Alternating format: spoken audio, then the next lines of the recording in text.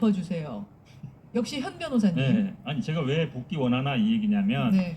결국은 아마 제명을 하게 된다 그러면 네. 이준석 대표가 가처분 할 거잖아요. 징계에 대해서. 징계에 대한 가처분 그렇죠. 이번엔. 근데 1차 징계에 대해서 같이 해야 돼요. 왜 그러냐면 1차 징계와 2차 징계는 연결돼 있어요. 그렇죠. 2차 징계는 1차 징계보다 세게 하기 때문에. 그렇죠.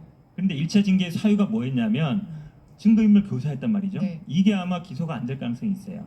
그러면 결국은 1, 2차를 함께 해야 되는데 2차는 거의 받아줄 거예요. 왜냐하면 판사가 같은 판사가 하게 되는데 판사가 보기에도 이건 당사자 적격을 없애려는 걸 분명하기 때문에 어떻게든 그 비대위 가처분 받아줄 때까지는 이 지위를 인정해 줄 수밖에 없거든요. 네. 근데 그거는 또 1차 징계와 연결돼 있어요. 네. 그럼 1차 징계도 받아줄 가능성이 있어요. 가처분을. 어. 그럼 어떻게 돼요? 당원권 정지 6개월도 풀릴 가능성이 있는 거예요. 그래서 대표로 복귀하는 거가 되는 그럼 거예요? 법적으로는 어. 대표 복귀가 될 수도 있는 상황이에요.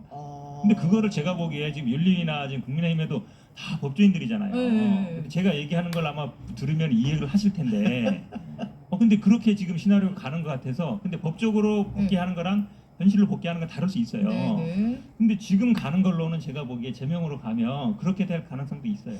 저는 이제 아까 대통령실의 그 영빈관 신축 같은 어이없는 일이 일어난 것에 대해 특별감찰을 제가 이야기했는데 네. 지금 현 변호사 말씀 듣고 보니까 우리 당 안에 그 법조인들이 있음에도 불구하고 현 변호사 말씀이 맞다고 한다면 어차피 그러면 계속 안 될 걸 계속 밀어붙이고 있는 거 아닙니까?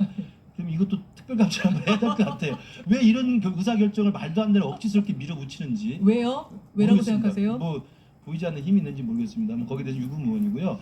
어쨌든 저는 이게 가처분 전국이 계속되고 있는 데다가 또 징계까지 해서 제명을 해버리면 아까 이준석 대표도 계속 이야기했죠. 또 가처분 한다는 거 아닙니까? 그럼 가처분 무한 루프에 빠져드는 거예요. 아. 이거 어떻게 할지 정말 감당할 수가 없다고 생각해요. 짧게 10초만. 결과적으로는 이건 그러면 누구에게 유리한 겁니까? 누구의 승리입니까? 현 변호사님? 시간은 이준석 대표 편일 가능성이 있는데 그동안은 힘들겠죠. 한 2, 3년 동안. 2, 3주. 근데 왜냐하면 이제 그럼에도 불구하고 당에서 이렇게 밀어붙인 데는 지난번 홍준표 대표 때 유여의 최고위원이 있었어요. 그때도 예. 막말을 해가지고 예, 제명을 예, 했었어요. 예. 제명을 했고 반발해가지고 가처분 신청했는데 그때는 가처분이 기각됐어요. 예. 그래서 제명이 확정됐어요. 예. 아마 그걸 보고 아. 할 수 있을 거라고 생각하는데 현 변호사 말대로 판결이 그렇게 나온다면 이건 정말 무한 루프에서 못 빠져나오죠. 여기까지 오늘의 뉴스닥 두 분 수고하셨습니다. 네, 감사합니다. 잘했습니다.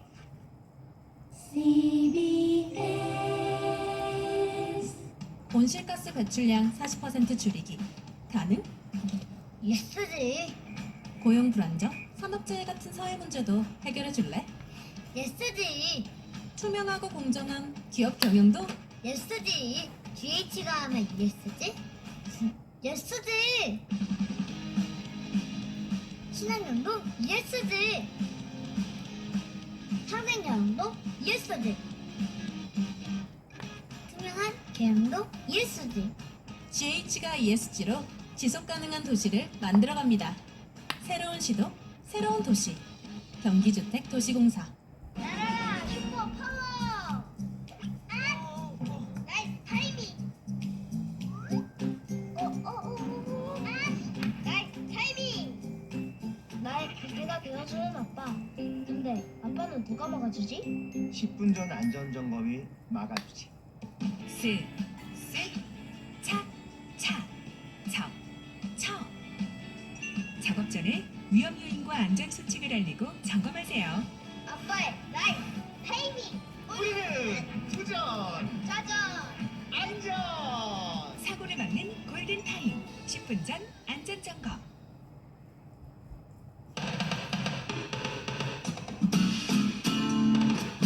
CBS 라디오 김현정의 뉴스 쇼. 자, 이제는 코로나 이야기를 해볼 텐데요. 좀 더 구체적으로 말씀드리자면 마스크 얘기를 해보려고 합니다. 마스크. 참 마스크와 우리 몸이 마치 한 몸처럼 된 게 벌써 3년째예요. 물론 써야 했습니다. 그게 맞았기 때문에 우리는 열심히 착용하면서 3년간 코로나와 싸웠어요. 그런데 이제 마스크로부터 해방될 때다. 벗어야 한다는 주장이 의료계에서 나오고 있습니다. 제가 의료계에서도라고 강조하는 이유는 사실 이 문제에 대해서는 보건의료계가 가장 보수적이었거든요. 그랬던 보건의료계 전문가들도 이젠 벗자라는 목소리를 내고 있길래 이게 어떤 이유인지 그리고 벗는다면 구체적으로 언제부터가 될지 논의해 보겠습니다. 가천대 의과대학 정재훈 교수 나오셨어요. 어서 네, 오십시오. 안녕하세요. 네. 국가감염병 위기 대응위원회 자문위원회 위원도 맡고 계시죠? 네, 그렇습니다. 그렇죠. 아니 정재훈 교수님도 제가 인터뷰 뭐 여러 번 했지만 마스크 써야 된다고 굉장히 강조해 오셨던 분이잖아요.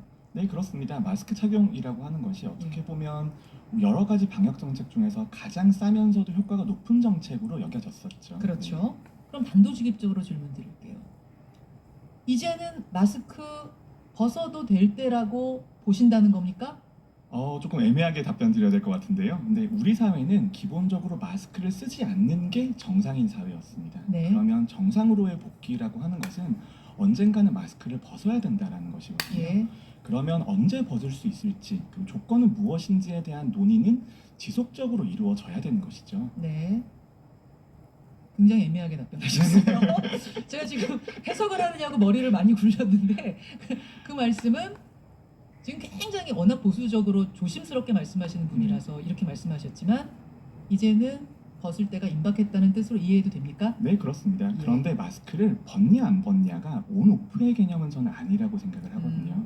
마스크를 벗는 방향으로 가는 데 있어서도 여러 가지 의견이 있을 수 있습니다. 네. 가장 양극단은 지금 당장 벗자와 계속해서 써야 된다.